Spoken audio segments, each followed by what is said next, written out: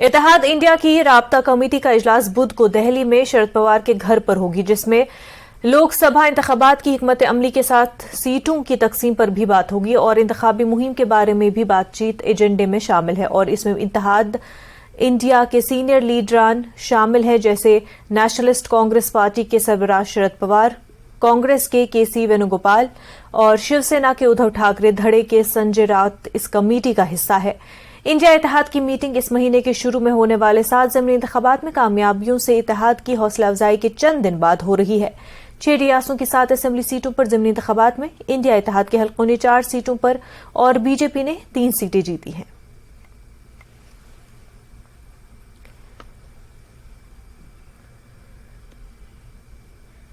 कल होने वाली इंडिया इत्तेहाद की अहम मीटिंग से पहले नीतीश कुमार के वजीर आजम उम्मीदवार के प्रोजेक्ट से मुतल्लिक सवाल ये है कि क्या इंडिया इत्तेहाद नीतीश को वजीर आजम का उम्मीदवार मानेगा। देखिए रिपोर्ट। आप सबों ने एक ऐसा नेता इस देश को, बिहार को दिया है जो पूरे देश का, बिहार का नेतृत्व तो कर ही रहे हैं, पूरे देश का नेतृत्व करने के लिए आज खड़ा है।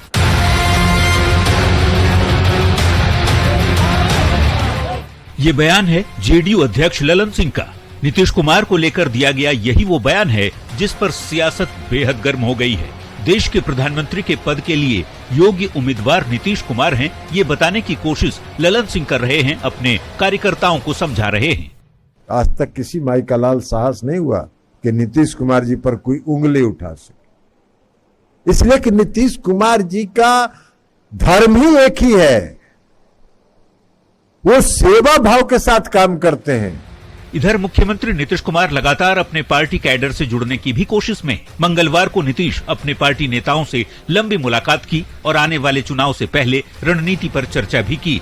लेकिन अब जरा इस तस्वीर को देखिए और जेडीयू कार्यकर्ताओं के नारे को भी सुनिए। प्रधानमंत्री कैसा हो, नीतीश कुमार जैसा हो। देश का प्रधानमंत्री कैसा हो, नीतीश कुमार जैसा हो। देश का प्रधानमंत्री, देश का पीएम कैसा हो, नीतीश कुमार जैसा हो, ये नारे नीतीश कुमार के समर्थन में लगाए जा रहे हैं। ललन सिंह के बयान पर कांग्रेस गोलमोल जवाब दे रही है। पार्टी प्रवक्ता असितनाथ तिवारी कहते हैं ये सही है कि नीतीश कुमार राष्ट्रीय नेता हैं। नीतीश कुमार जी तो राष्ट्रीय राजनीति में बड़ा चेहरा है, इसमें किसको डाउट है भाई। अटल जी के साथ वो उनकी बगल की कुर्सी पर अगली पंक्ति में बैठते थे और आज जो साहिब मसनद वो पीछे कोने में कहीं खड़े रहते थे, लोगों का स्वागत करते फिरते थे। तो उनका तो कद बहुत बड़ा रहा है, शुरू से बहुत बड़ा रहा है। इसमें क्या आश्चर्य है कि अगर ललन सिंह कह दे रहे हैं कि नीतीश कुमार जी राष्ट्रीय स्तर के नेता, राष्ट्र के नेता हैं। जेडीयू के राष्ट्रीय अध्यक्ष ललन सिंह के बयान पर भाजपा के नेता दिन में प्रधानमंत्री बनने का सपना न देखने की नसीहत जेडीयू को दे रहे हैं। मेरा विनम्र निवेदन है बयानवीरों से कि सपने रात में देखिए, दिन में सपना देखना बंद कर दीजिए, क्योंकि प्रधानमंत्री बयानों से नहीं बनते, प्रधानमंत्री काम से बनते। लगातार दूल्हा तय करने की नाकाम कोशिश हो रही है, उसका एक साक्षात उदाहरण है कि दूल्हा ही नहीं तय कर पा रहे हैं, भारतीय संस्कृति का अपमान कर रहे हैं, बिना दूल्हा के बारात लेकर चल पड़े हैं। वैसे बुधवार को ही दिल्ली में INDIA गठबंधन के कोऑर्डिनेशन कमेटी की पहली बैठक होने वाली है। ऐसे में नीतीश कुमार के नाम को प्रधानमंत्री पद के उम्मीदवार के तौर पर जेडीयू के नेता जिस तरह से प्रोजेक्ट कर रहे हैं, कार्यकर्ता जिस तरह से नारे लगा रहे हैं, उससे सवाल यही कि क्या INDIA नीतीश को पीएम उम्मीदवार मानेगा। Bureau report, news 18। जैसे जैसे लोकसभा इंतखाबात करीब आ रहे हैं, मोदी हुकूमत की जानिब से एक बार फिर वही ताकत इस्तेमाल की जा रही है जो आमतौर पर इंतखाबात के वक्त नजर आती है।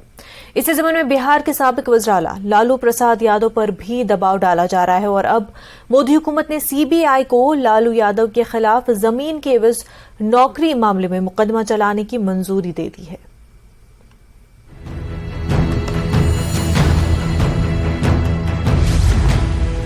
मरकजी हुकूमत ने CBI को जमीन के एवज नौकरी मामले में मुकदमा चलाने की मंजूरी दे दी है। इस सिलसिले में CBI ने राउज एवेन्यू कोर्ट को मालूमात फराहम करते हुए कहा कि उसे वजारत दाखिला से लालू यादव के खिलाफ मुकदमा चलाने की इजाजत मिल गई है। ताहम इस मामले में हुकूमत से 3 मुलजिम अफसरान के खिलाफ मुकदमा चलाने की इजाजत नहीं मिली। सीबीआई ने इस मामले में 3 जुलाई को सप्लीमेंट्री चार्जशीट दाखिल की थी। इस चार्जशीट में पहली बार तेजस्वी यादव का नाम आया है। सीबीआई ने इस मामले में लालू यादव, राबड़ी देवी समेत 16 लोगों को मुलजिम बनाया है। इनमें मुलजिम रेलवे अफसरान और नौकरी लेने वालों के नाम भी शामिल है। जमीन के एवज मुलाजमत का मसला 14 साल पुराना है। उस वक्त लालू यादव रेलवे के वजीर थे। इल्जाम है कि लालू यादव ने रेलवे के वजीर रहते हुए लोगों को रेलवे में नौकरी देने के एवज उनकी जमीनें हासिल कर ली। सीबीआई ने इस घोटाले में कई रेलवे अफसरान को भी मुलजिम बनाया है। जाहिर है अगर लालू यादव इंतखाबात के दौरान जेल से बाहर रहते हैं तो इसका असर इंतखाबात पर पड़ेगा। वो इंतखाबी मुहिम चलाएंगे जिसकी वजह से बिहार में बीजेपी और एनडीए को नुकसान उठाना पड़ सकता है। माना जा रहा है कि यही वजह है कि इंतखाबात से मुकाबल लालू यादव पर ऐसा दबाव डाला जा रहा है। Bureau report, news 18 network. Maharashtra के जलगांव में मुनक्किदा एक जलसे आम में उद्धव ठाकरे ने बीजेपी को निशाना बनाते हुए संगीन इल्जामात लगाए थे। जहां उद्धव ठाकरे ने अपनी तकरीर में तरबूज का लफ्ज 4 से 5 बार इस्तेमाल किया। उद्धव ठाकरे ने जालना में मराठा रिजर्वेशन आंदोलन पर पुलिस के लाठीचार्ज के मामले पर बात करते हुए कहा कि कोई जलियांवाला बाग कत्लेआम की तरह जालना वाला कांड करने की कोशिश कर रहा है। इस पर मुंबई बीजेपी लीडर चित्रा वाघ ने उद्धव ठाकरे को जोकर कहा और उन्हें जोकर का लिबास भेजा है। चित्रा वाघ ने कहा कि उद्धव ठाकरे को ये सोचने के लिए जोकर का लिबास भेज रही हैं कि वो इन दिनों महाराष्ट्र में घूमकर तफरी कर रहे हैं। चित्रा वाघ की तरफ से मुनक्किदा प्रेस कॉन्फ्रेंस में एक जोकर भी लाया गया था।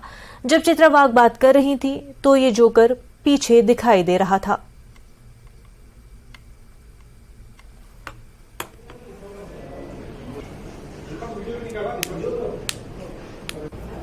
हमने देखा कि किस प्रकार से one world, one future, one family, वसुधैव कुटुंबकम, इस उक्ति पे G20 का बहुत ही यशस्वी समारोह हुआ।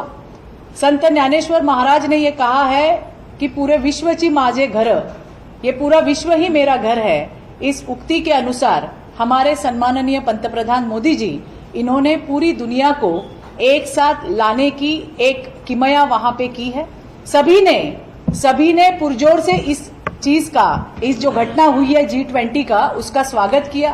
पर हाँ, हमारे यहां से हम देख रहे हैं कि जो विरोधक है I.N.D.I.A, ये इंडी वाले जो लोग हैं, उनको इससे बड़ी तकलीफ हुई, ये हमने देखी है। और इसमें सबसे पहला नंबर जिसका लगता है वो है महाराष्ट्र के उद्धव ठाकरे।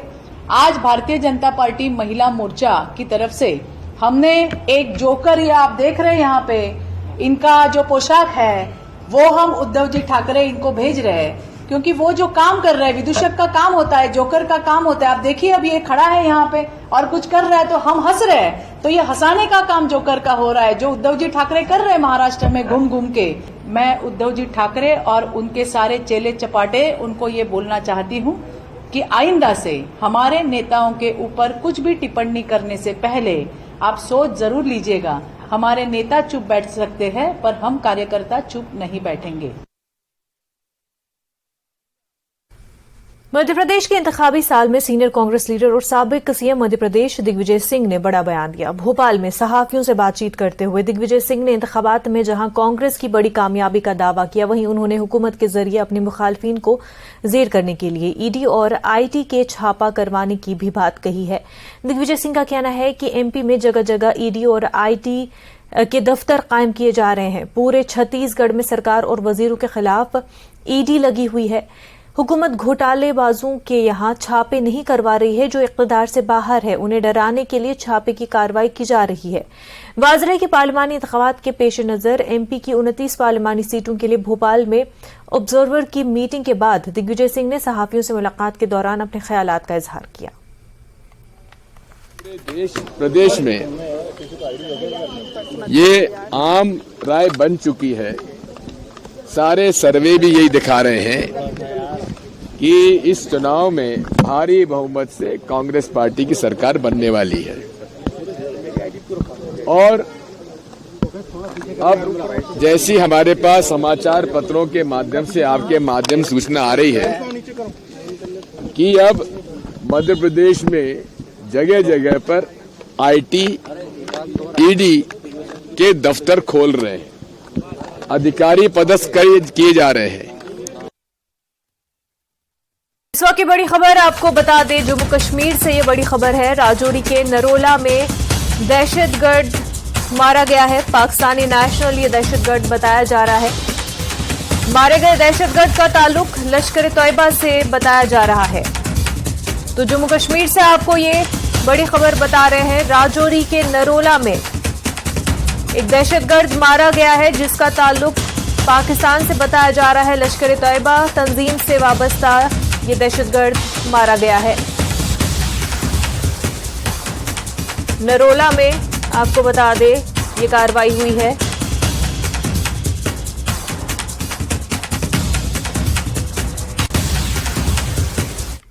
आगे बढ़ते हैं। सुप्रीम कोर्ट ने मंगल को जेएनयू के साबिक तालिब इल्म उमर खालिद की दरखास्त पर समाअत 4 हफ्तों के लिए मुलतवी कर दी। उमर खालिद की तरफ से फरवरी 2020 के शुमाल मशरक़ी दिल्ली के फसादात के पीछे साजिश में मुबैना तौर पर मुलविस होने के इल्जाम में इंसदाद दहशतगर्दी कानून UAPA के तहत दर्ज एक मुकदमे में जमानत की दरखास्त दी थी, जिस पर सुप्रीम कोर्ट ने समाअत पर 4 हफ्तों के लिए मुलतवी कर दी है। वाज़ेह रहे कि दिल्ली पुलिस ने हाई कोर्ट में खालिद की जमानत की दरखास्त की मुखालफत करते हुए कहा था कि उसकी तरफ से दी गई तकरीर बहुत हसास थी और उसने बाबरी मस्जिद, 3 तलाक, कश्मीर, मुसलमानों पर मुबैना तौर पर जब्र, CAA, NRC जैसे मुतनाज़ा मसाइल को उठाया। हमारे नुमाइंदे सुशील पांडे ने इसकी तफसील बताई। दिल्ली दंगा मामले में आरोपी उमर खालिद की तरफ से सुप्रीम कोर्ट में दाखिल जमानत याचिका पर सुप्रीम कोर्ट सुनवाई के लिए तैयार हो गया है। सुप्रीम कोर्ट में उमर खालिद ने जमानत अर्जी दाखिल की है, जिस पर आज सुप्रीम कोर्ट ने सुनवाई के लिए मंजूरी दे दी है। सुप्रीम कोर्ट ने कहा है कि उमर खालिद की तरफ से दाखिल जमानत अर्जी पर वो 4 हफ्ते के बाद सुनवाई करेंगे। चूंकि इस मामले में सुनवाई के दौरान जज ने यह कहा कि इस मामले में चार्जशीट दाखिल हो गई है, लिहाजा तमाम तथ्यों को देखना होगा। आपको बता दें कि दिल्ली दंगा 2020 में जब हुआ था तो उसमें कथित रूप से षड्यंत्र रचने के आरोप में उमर खालिद को गिरफ्तार किया गया था, लेकिन उनके वकील कपिल सिब्बल की तरफ से कहा गया कि वो पिछले 11 महीने से जेल में हैं, लिहाजा उनकी जमानत पर सुनवाई होनी चाहिए और उनको जमानत मिलनी चाहिए। दिल्ली पुलिस की तरफ से कहा गया कि इसमें तमाम तथ्य हैं, चार्जशीट भी दाखिल हो गई है, लिहाजा तमाम तथ्यों के आधार पर ही सुप्रीम कोर्ट सुनवाई को लेकर आगे बढ़े। बहरहाल सुप्रीम कोर्ट ने 4 हफ्ते का समय दिया है। 4 हफ्ते के बाद उमर खालिद की तरफ से दाखिल जमानत अर्जी की समीक्षा सुप्रीम कोर्ट करेगा। सुप्रीम कोर्ट ये देखेगा कि आने वाले दिनों में उमर खालिद को राहत दी जाए या फिर नहीं। कैमरामैन हरीश के साथ सुशील पांडे, न्यूज़ 18 दिल्ली। खबरों का सिलसिला आगे भी जारी रहेगा, लेकिन उससे पहले एक छोटा सा ब्रेक।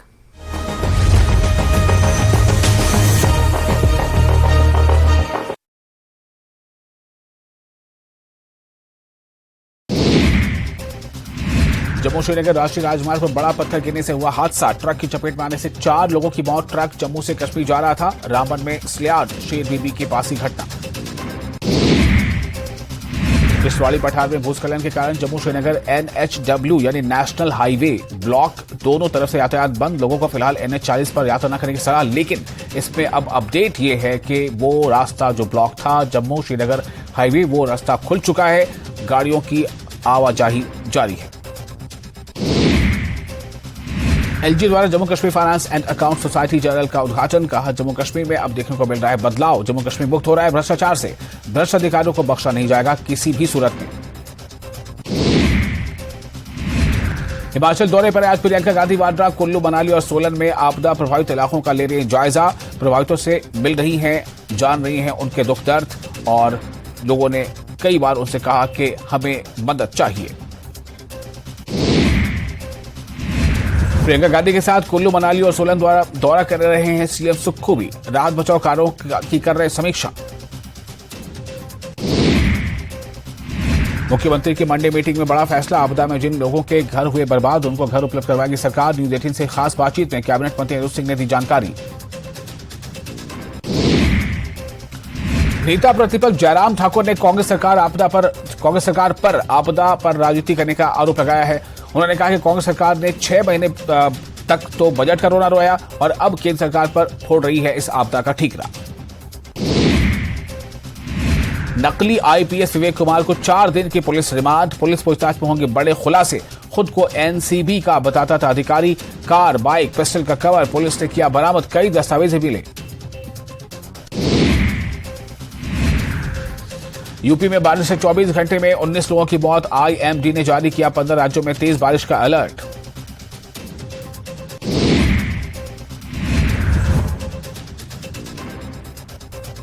कांग्रेस सांसद राहुल गांधी ने यूरोप दौरे के तीसरे दिन पेरिस की साइंसेज पो यूनिवर्सिटी में छात्रों को किया संबोधित। केंद्र सरकार और आरएसएस पर भी जमकर साधा निशाना।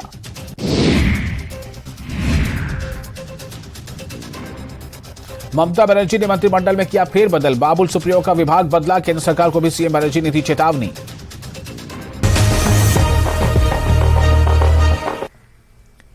ब्रेक के बाद आपका खैर मकदम है। त्राल के नोदली इलाके में पहली बार हुकूमत ने फ्रूट मंडी का कयाम अमल में लाया, जिसकी वजह से किसानों में काफी खुशी पाई जा रही है।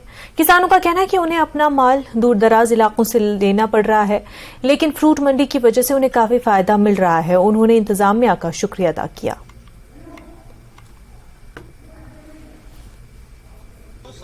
हम तो बहुत शुक्रगुजार है एडमिनिस्ट्रेशन के, खासकर एलजी एडमिनिस्ट्रेशन के, जिन्होंने ये प्रॉमिस किया था कि त्राल इलाके में हम एक फ्रूट मंडी एस्टेब्लिश करेंगे।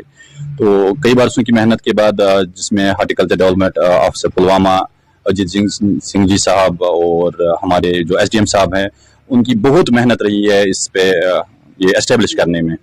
तो बहुत शुक्रगुजार है हम त्राल के सारे लोग शुक्रगुजार है डिपार्टमेंट के, जिन्होंने इसको एस्टेब्लिश किया है। तो अभी उसमें थोड़ा सा भी काम करना बाकी है, तो उम्मीद है कि उस पर जल्दी काम शुरू हो जाएगा। लोग बहुत सारे खुश है। इस इलाके में मंडी का कयाम अमल में लाया गया है। जैसे हम माल लेते थे सोपर या शुतिया में लेते थे, उसमें किराया बहुत चढ़ता था। उस वजह से जो है किसान, जो ग्रोवर है, वो परेशान होता था। उसको बेचारे को किराया भी नहीं रहता था।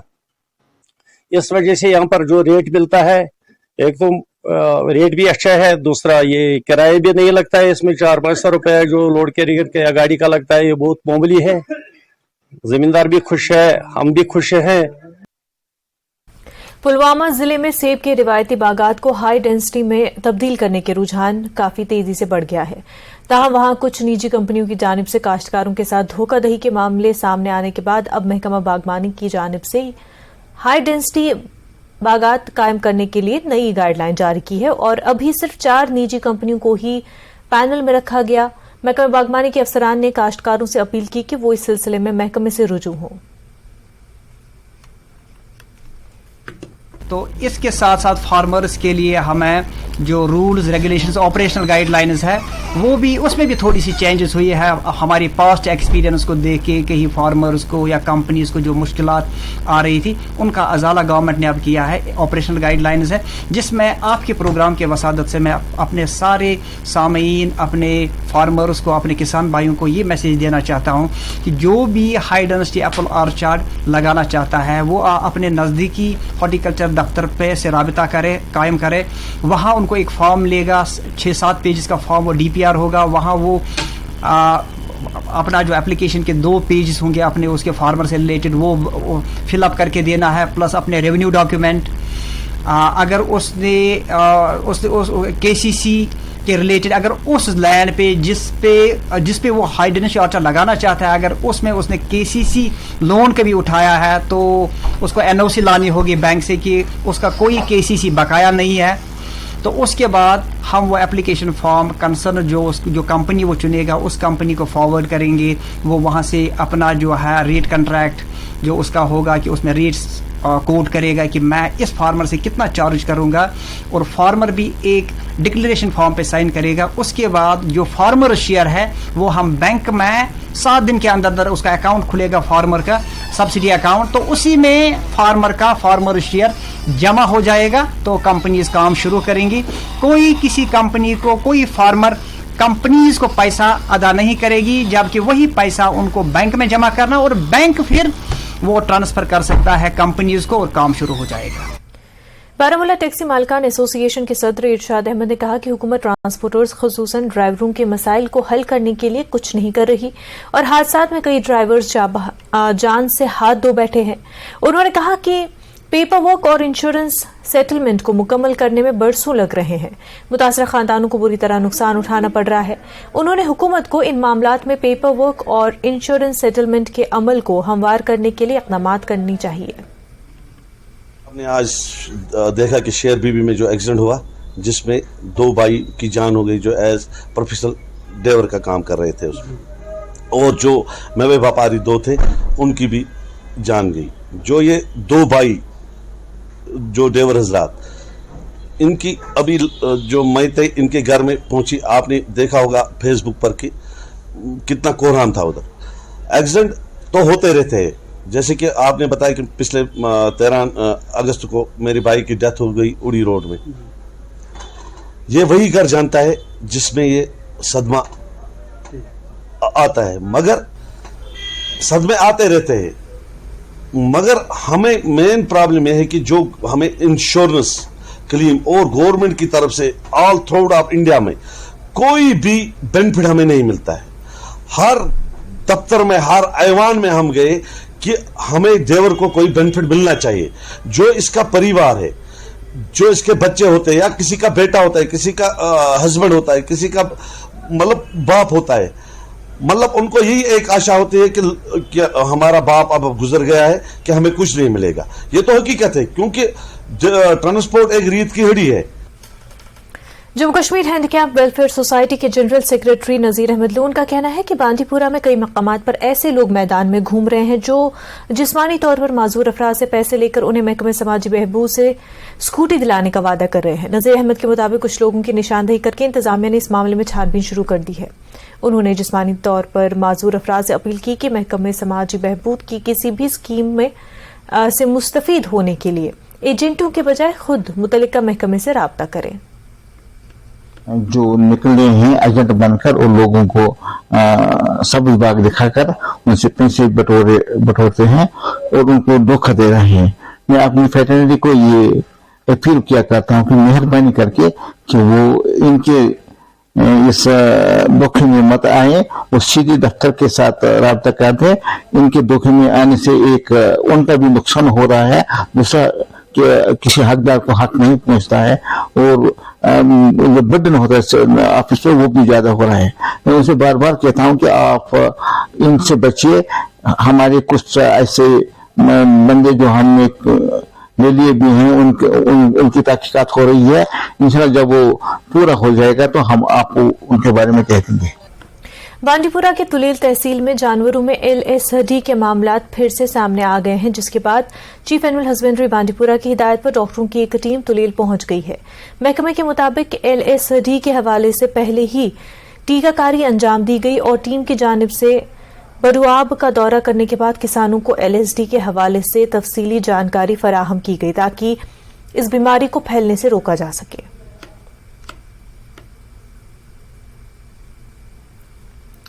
गवर्नमेंट ट्रेजरी बिल्डिंग भलीसा गुज़िश्ता 14 सालों से मुकम्मल होने का इंतजार कर रही है, जबकि भलीसा के अवाम को शदीद मुश्किलात का सामना है, क्योंकि इस वक्त महकमे रेवेन्यू गंधू के एक कमरे पर कब्जा है, जहां ट्रेजरी ऑफिस गुज़िश्ता 30 साल से काम कर रहे हैं। बिल्डिंग के बावजूद 50 लाख जारी किए गए। इलाका मुकम्मल होने का इंतजार कर रहा है। नई इमारत पर काम 2010 में शुरू किया गया था, लेकिन मुतल्लिका एजेंसी ने इमारत पर काम छोड़ दिया था और अभी तक नामुकम्मल है। मकामी लोगों ने इंतजामिया से मामलात को संजीदगी से लेने और हक़ाइक़ की इंक्वायरी के लिए कमेटी तश्कील देने की मांग की। ऑनरेबल लेफ्टिनेंट गवर्नर साहब से और डीसी साहब डोडा से मोजबाना गुजारिश करना चाहूंगा कि महकमा R&B special sub division Gundo Bhalessa ने ये कई लोगों से पिछले सरकारों के जेर साये में जो लोग रह रहे थे, जो उनके साये में पल रहे थे, चाहे वो कुछ मुलाजमीन थे या ठेकेदार लोग थे, उनके साये में पल के पैसे का गलत इस्तेमाल हुआ है, जिसकी वजह से आज तक 2010 से लेकर 2023 तक इस बिल्डिंग को जो है वो ट्रेजरी डिपार्टमेंट के हवाले नहीं किया गया है। इसमें जो खुद पैसे का खुद बुरुद इस्तेमाल हुआ है, मैं चाहूंगा आपके माध्यम से डिप्टी कमिश्नर साहब डोडा इस मामले की संगीन तहकीकात करें और महकमे के खिलाफ सख्त से सख्त कार्रवाई की जाए। और बड़ी हैरानगी की बात है कि किस एजेंसी ने कैसे मिलकर आपस में कंसर्न करके पैसा पूरा 50-60 लाख रुपए निकाल कर, और अभी बिल्डिंग जो है तो पूरी अधूरी है, ना बाथरूम है, ना इसमें ग्रिल लगी है, ना अंदर से शीशे हैं, ना कुछ, बिल्कुल अधूरी पड़ी हुई बिल्डिंग है और पैसा निकाल कर ले लिया है सारा कुछ। और बिल्डिंग जिस फंड के लिए बनी थी वो बिल्कुल अधूरा है सर। तो हमारी तो रिक्वेस्ट है सर एलजी साहब से, खासकर डीसी साहब से, कि इसकी पहले तो मैं ये सवाल पूछूंगा सरकार से और रिक्वेस्ट करूंगा कि इसकी इंक्वायरी हो सर, और इंक्वायरी होकर किसने इसको मिसयूज किया, कैसे ये अड़चन आई और क्यों ये अभी तक बिल्कुल बेकार पड़ी है, तो इसकी फौरी तौर इंक्वायरी हो। As per DPR 50.66 lakh release हैं और डीपीआर की एडमिनिस्ट्रेटिव अप्रूवल भी है। इसमें R&D ने इसको एग्जीक्यूट किया है थ्रू कंट्रैक्टर के।